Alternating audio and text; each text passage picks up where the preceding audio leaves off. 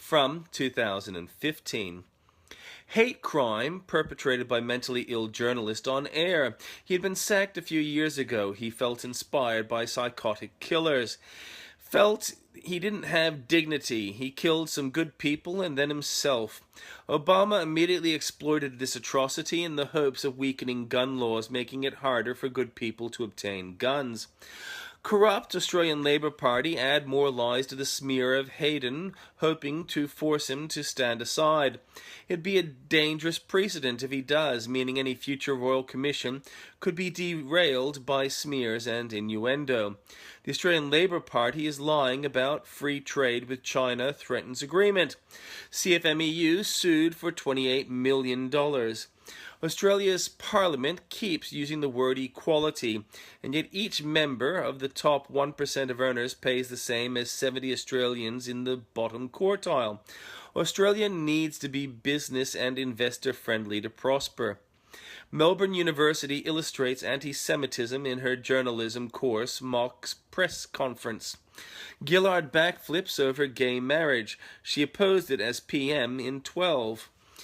Greens lie about dredging and barrier reef. Flannery lies about dams never filling again. From 2014. A 10th Liberal member has stood aside after being fingered by the ICAC. The member denies the allegations, which are not within 3 orders of magnitude of Eddie Obeid's property management, which the ICAC passed without comment during the reign of Bob Carr and Maurice Yema. It wasn't that the Australian Labor Party corruption was hidden.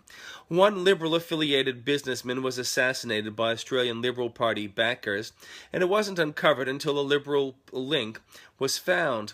Earlier in the week, the assassination of Donald Mackay was discussed with a previously dismissed alleged witness claiming to be ready to step forward. Thing is, the Australian Labor Party are not clean over the issue, being too connected to drug crime and politically opposed to the victim. But the press are running with an allegation against Mr. Abbott that he had claimed to have been late to a party function because he had to claim entitlements. ALP leader Shorten, who never notices if he has entitlements or other ALP do, said that it was telling someone within the Liberal Party was leaking to damage the Liberal Party. It is telling.